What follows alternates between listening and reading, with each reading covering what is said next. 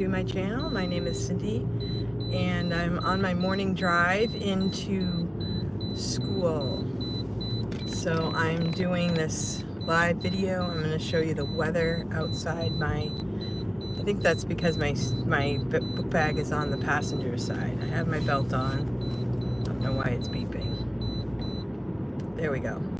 So good morning. I am on my way to school and it is 2 days after the election and I'm still in amazement that we actually won. Our town went Republican all the way down the ticket, which was cool. And I just wanted to talk a little bit about Election Day, and I did make a few videos about it. And there's so many things about it. I'm glad I live in a small town. I'm sure it's different being in a larger community. But being in a small town, it's like the more you show up, the more friends you make because you see the same people pretty regularly, that work in the town, that work behind the scenes, and that do the work. It's usually how it is, right, in any organization. They say 10% of the work people do 100% of the work, something like that. So election day in our town is from 7 a.m. to 7 p.m. and it's a long day. The very beginning of the day, a lot of people got up, they got in lines, and they, just waited for, I'm not sure what time the first person showed up. I know the poll workers will get there usually about 6, maybe some of them get there sooner than that because they have to set everything up. It's a lot of work. It really is a lot of work, even for a small town. We had over 6,000 people vote. I don't have the exact statistics at this moment, but I was trying to go back. I'm going to go back in time and see how many people voted in other years. I heard that one town not far from me, Hampton, they kept saying how it was record-breaking numbers, and then this one person looked and previous years presidential elections, and it wasn't even really that high. I mean, it was around the same number. So I think that every 4 years, when you feel like your life depends on it, people show up for the vote. But in our town, when you're, running for something, I've run for school board, I ran for library trustee last time, and this time I ran for state representative.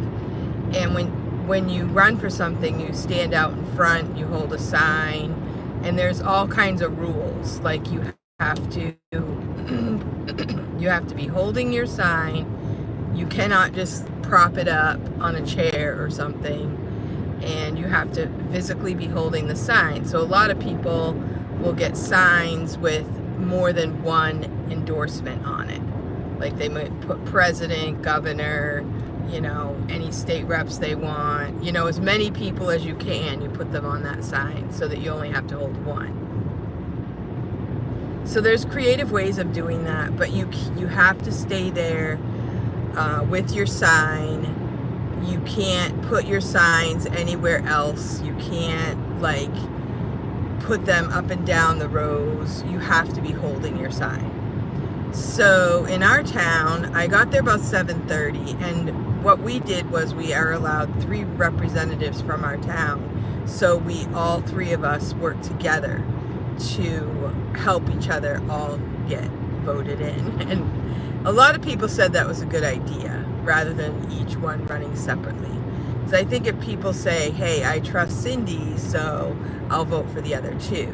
Or I trust Mike, I'll vote for the other 2. And also for the other, there were 3 of us. So, we kind of get each of our friends without having to say it every single time. They see our names, they see that we're working together. And it worked really well. The guy who's the head of our group, basically, he has been a rep for 2 years already, and he tried that 2 years ago, and it was a good idea, but unfortunately the team wasn't cohesive. So by the time it was time for election, they weren't really all friends. So that wasn't good. So what he did this time is, like, he said, I'm going to pick 2 people that I can really trust and that I can work with. And so that turned out to be Brian and I. And Brian's kind of a quieter kind of guy, but he's really strong, and he really has good character, and it's really cool how he became part of the group. And also, the cool thing about Brian is that when I ran for school board, I had no idea what I was doing. I homeschooled, so I knew a lot of people in town, but I think if you go to the public school or you work in town, you probably know more people than I would have known. Like, I homeschooled, I was home a lot, so I knew a few people, but not a lot. So I just ran for school board. I followed the timeline that this person that I knew helped me out. She helped me follow a timeline on raising money, buying signs. She actually found someone that would match my funds. So when I raised a certain amount, I told her how much it was, and the other person matched that. So I got twice as much. So I was able to buy really good signs and all of that. So it was a lot of work, and I really didn't have a team at all. I basically did it by myself. And when it came down to it, I won by 13 votes, which was kind of cool because I have 13 kids. Hey, Tim! Tim is a teacher friend of mine who tutors online, and I love following his channel because that's what I want to do. Like, I'm setting up an online tutoring business, but right now I'm sort of just in the holding pattern for that. But anyway, yeah, thanks, Tim. I'm actually a math teacher, and another cool thing about election day was one of the other candidates sent someone to hold the sign, and it turned out he was probably around my age, and he was holding the sign, and he was talking about his life and everything. And we talked about math because he's a math whiz. He loves math, and he has a son who's in college, and he wants to be an engineer. So we talked all about how much math is involved in the elections. And I'm telling you, I'm glad that I live in a small town because I could watch everything. And we did have the tabulator machines. We had 2 machines, and we had 1 ballot. So when the people put the ballot in, it would tabulate who everybody voted for. But then if something was wrong with the ballot, it would go into a side pocket. And then there were some people who said, I want my ballot to be hand counted. So they would put it into another spot. And the really cool thing about this election was the moderator was someone I stood next to when I ran for school board. And I mean, we debated a lot of issues. We didn't really agree on a lot of things, but we talked about them, and we actually would go kind of back and forth on, well, what do you think about this? What do you think about that? So we actually debated like for 12 hours that year, and it turns out now he is the town moderator who's in charge of the complete voting process, and he has to certify the votes and put his name on everything and make sure everything's in order. And he was very organized, and I was very impressed. So although we disagreed at one point in time, and it's really cool because he did all of the votes, and in the morning he told me, he said, my main concern is that I make sure every vote is counted and counted properly. And we kind of joked about, just make sure you don't get more more votes than, you know, residents in town. We laughed about it. And but I have to say, you know, he was there bright and early. I think he said he got there at 5:30 a.m. Polls opened at 7 a.m. They technically close at 7 p.m., but we had a lot of people still in line. No, I am driving. I am driving to school right now. And so, yeah, this is my morning drive. So I have the weather report out my side window. So I'm just chatting as if I had somebody in the car with me, right? I started the video, I stopped and started the video, and then started driving. So anyway, yeah, so it's kind of cool when you live in a small town that when you get involved in something, you end up meeting people and you end up respecting them because they put in the effort, they put in the time. And so it was a really good day. But I wanted to talk about the people that come in to vote. You know, when you stand there all day and you watch the people that come in, you are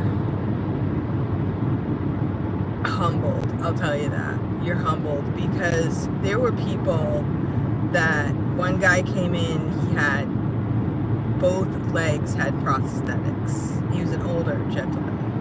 And he also had a walker. So he's walking in to vote. There's people that have crutches, that have, you know, I saw more than one person with only one leg. And you saw veterans with hats, and they would walk by and say, this is why I fought. This is why I went into the military. Or I remember one guy, he was drafted, he said. So he said he wanted to bring back the draft. I'm not sure I completely agree with that. I do believe the military is a great place for people to grow up, but also I don't think it's a perfect system either, because it's a great place for people to, there's a lot of bad things that happen. I think that if you get to choose to go, you have more resolve than if you were forced to go. But it was interesting. This one guy, he told us that, you know, he was asked to serve, and so he served, and he found himself on some, you know, southern Asian island or something. I don't even know where he was. I just remember him telling me, you know, I got 3 meals a day if I was there, if I wasn't out and about. So he made it sound like he went on vacation.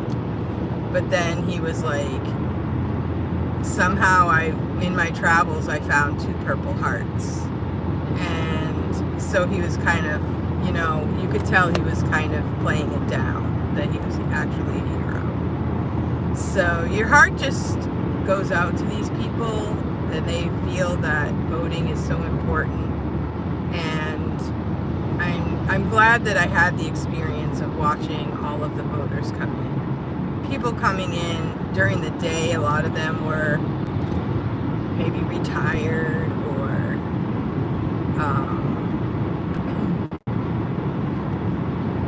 elderly, sickly, handicapped.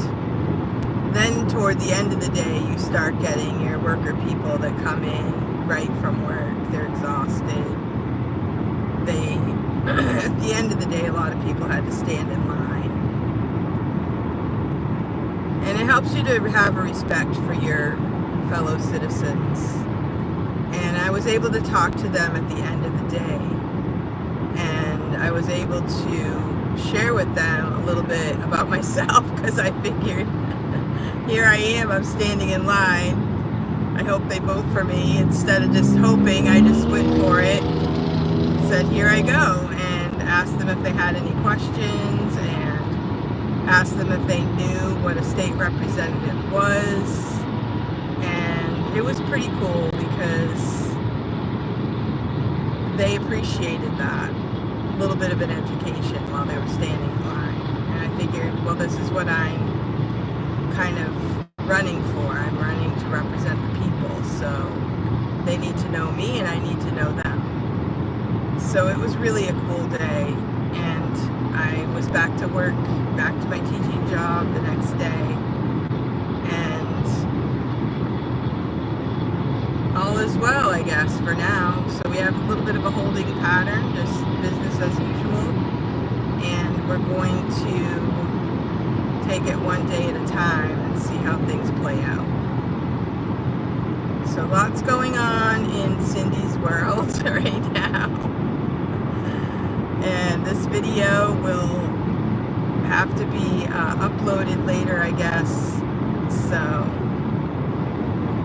I just figured it's easier to come on live than to make a video and then upload it. For some reason, the uploads were taking a long time. So I figured I'll just record it and then it will just process whatever it does. But I kind of really like YouTube, and that it's a place that we can, you know, share the news of the events in our lives, but also inspire other people.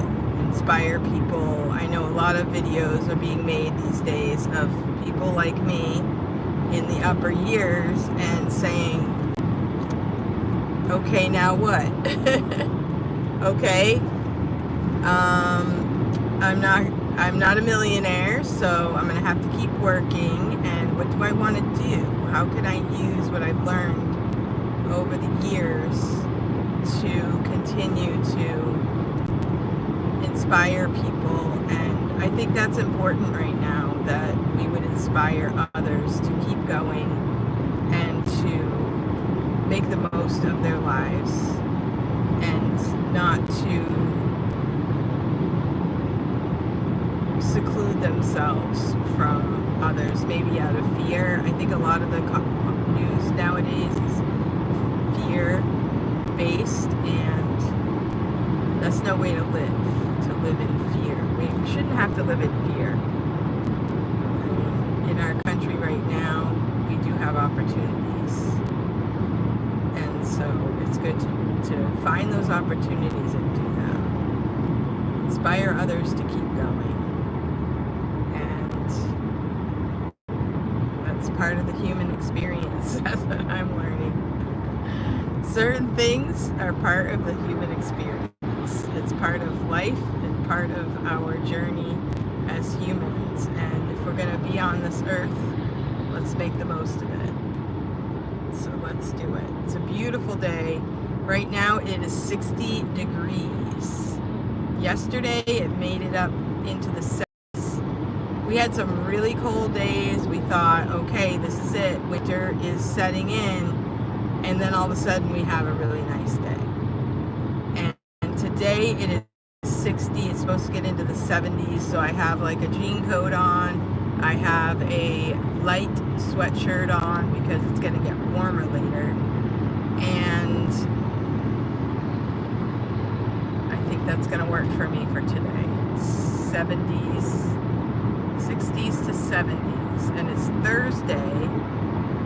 Thursday is a good day for me. I don't think I have any meetings tonight, so I'm looking forward to, I have a knitting project that I'm finishing, and maybe I'll just sit and have a little bit of a break tonight. We'll see how that goes. But of course, with all the running around, I have lots of chores at home to do. Still have yard work to do, and I have projects I want to finish. I have one sweater I need to send down to Georgia to I have a daughter who's almost, she is ready to have a baby very soon, and I have a sweater for the new baby and a sweater for the big brother, so I just need to finish that one up. And then I also have a sweater that I am finishing for another friend. I just have to do the sleeves and then sew in the zipper. So I'm almost done with that. When I'm done with that, I already got some yarn for 2 more sweaters for another person. And when do I do this knitting? question. So some evenings, if I have a little bit of time, I do a little bit here, a little bit there. I bring my knitting everywhere I go, and sometimes I just don't really feel like pulling it out, but sometimes I do. So I have it with me now. Usually at school I don't have a lot of time to pull it out because I'm either teaching classes or I'm getting ready for the next classes or doing my lesson plans in between. I have one tutoring student I teach online. I have one tutoring student at the school that I work with once or twice a week. So my days are pretty full. I cover lunch duty twice a week. I cover some study halls twice a week. So yeah, it's pretty busy. But I like being busy. You know, some people be like, oh, that's so terrible. You're so busy. You know, I feel bad for you. Honestly, I like being busy. I mean, I wish that I were a millionaire and then busy. If I had $1 million, I think I would still, you know, I would still be busy doing stuff. I really like what I'm doing. I would choose to do what I'm doing right now. I do have 2 kids at home. My youngest is 16. I have one kid that has a knee problem, so we need to figure that out. I'm hoping it's not ACL surgery. Trying to take one step at a time. Don't really want to go that route. I went that route a couple years ago with my other boy, and I mean, he's good now. He got through it. He did a good job getting through it, but it's a hard thing for a young person to go through that type of surgery. And it's really hard watching your kid limp. That's really, really hard to watch your basically grown man boy limp. It's just so hard. So I'm just really praying that God would give me direction on that we'll know what to do, and that we'll get it fixed. They love sports, they love to play games, and now, you know, injury. I guess it's kind of common, but not very fun to go through. But anyway, I'm going to close up this video, and I'm almost to school. The sun is shining like crazy. The sky is gorgeous, and not much to see. There's a truck coming up next to me right now. Not a ton of traffic when I drive to school. It's about a 40-minute drive, and it's a pretty easy drive. Even in the winter, the hardest part of my drive is getting out of my driveway and my own street. But this car that I'm driving right now is a champion. I love this car. It's done me very well. Very, very thankful for this car. Extremely thankful. It's been a blessing. Probably the best car I've ever had, because it just really does great driving around. Makes a weird noise. I need to get that checked out. There's some kind of like metal piece that's loose. Makes a noise every now and then. So I gotta fix that. But other than that, this car is a champion. I love it. Toyota RAV4 is what this is. Great car. Alright, thank you for watching, and I will see you guys around.